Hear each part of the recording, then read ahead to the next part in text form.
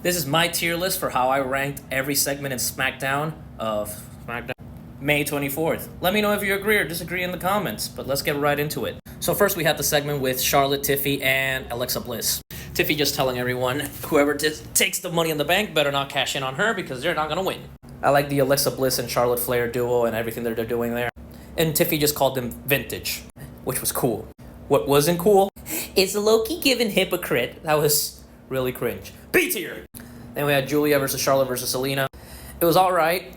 B tier because there were a couple of botches here and there. Match was alright. It was decent. Nothing crazy. Julia advanced, pinning Selena Vega. And we had the Tommaso Ciampa and DIY thing. I found it a little entertaining. Just Gargano in the back going, yeah! Yeah! C tier wasn't really anything. Then we had Mishin versus... We had a backstage segment with Selena Vega and Chelsea Green where the Secret Harvest got involved, and then Mishin and B-Fab came out of nowhere. F tier because this is Jobsville, bro. I know. For a really dwindling economy, we sure do have a lot of jobbers. F tier, nobody gives a shit. DIY beats Motor City Machine Guns. Tommaso Ciampa beats Chris Sabin. Match was alright, nothing to write home about. It was fun, but nobody cares because the writing is god-awful. Candice LeRae came back and she helped them, so that was whatever. I mean, it's kind of cool that they're adding Candice LeRae to something with Johnny Gargano, I guess, but if this doesn't go anywhere in 2 weeks, it's done. It's nothing. Fraxium interview. Look, I gotta be honest, these guys are geeks. I love geeks. These guys are dorks. They're freaking dorks. They're nerds. So the interview wasn't really anything out of the ordinary. We had Damien and Drew battle it out. I don't care. The only reason this is on D is because of Drew. No, really. It was going to be F tier, but I love Drew. I want to give Drew a chance. Just get him out of this feud already. I hope tonight I hope they just write him out of this whole thing. Then we have Solo Sikoa and Jacob Fatu. Yes, I like these segments. I don't care about Jefferson Cobster, Jefferson Cobblestone, Jeffrey Jobs. Okay, we'll stop. But I do love every Jacob and Solo segment we have. Jacob is just perfect on the microphone, and Solo is funny as hell. So I can't wait to see these two feud. I hope this feud actually lasts as long as it doesn't get stale. And we had the Alexa Bliss and Charlotte in the backstage segment. I liked it. I like that Alexa Bliss threw shade at Charlotte for not having friends, so not qualifying for the Money in the Bank and bringing out the little doll and everything. I thought that was kind of cool. Mishin and B-Fab versus the Secret Harvest. We had the Street Profits give a little interview. Nothing too crazy about it. It was just regular. C tier, not B tier, because they put more time on Dawkins when they should give more time to Montez on the mic.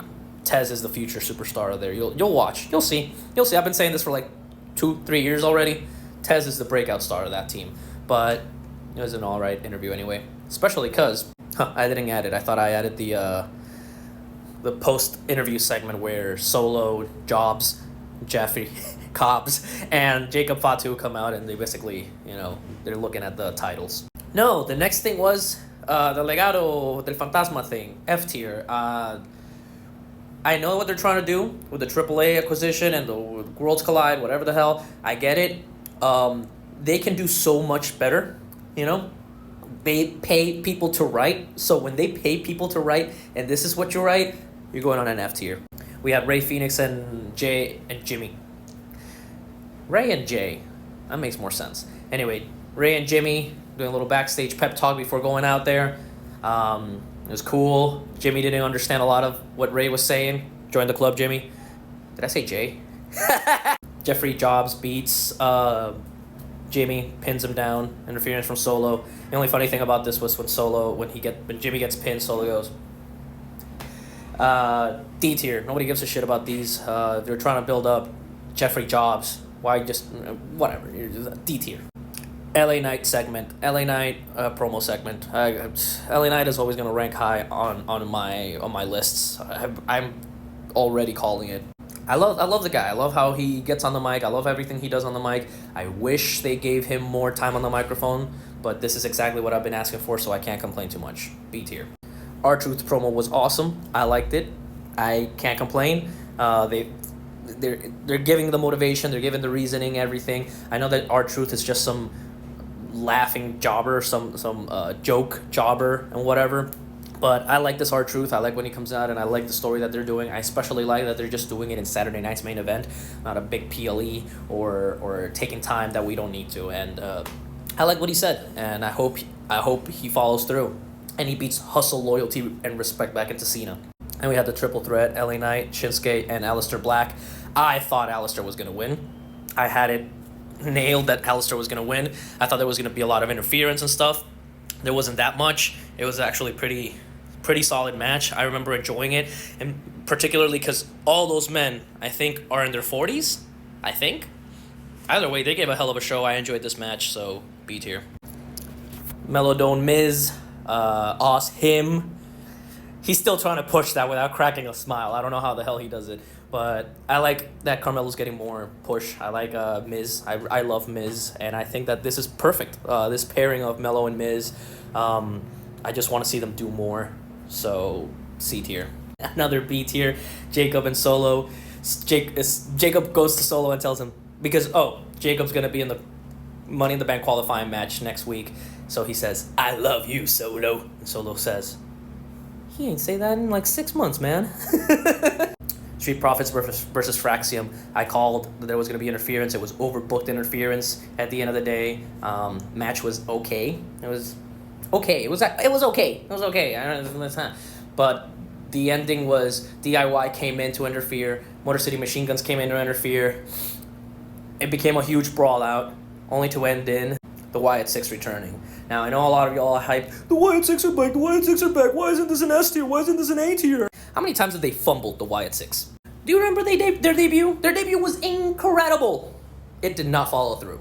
So I am done getting hyped for moments like this that are still to be determined if they're going to follow through or what they're going to do with it. So for now, D, especially considering that they're attacking the tag team division. You remember how they debuted Rusev? Just attacking the tag team division for a tag team title match. What's going on here? It's almost like, we don't have any stories for the tag teams. Let's just throw people in there and see what comes out. So overall, this is what the tier list looks like. I think it was fair. Nothing extraordinary to be on the S tier. The F tier stuff, I'm not surprised that it's there. And everything else is pretty ranked accordingly, I would say. If you disagree, tell me in the comments where you would place what, and I will see you tonight for Saturday night's main event. I want to make this in 8 minutes exact, so 3, 2, 1, goodbye.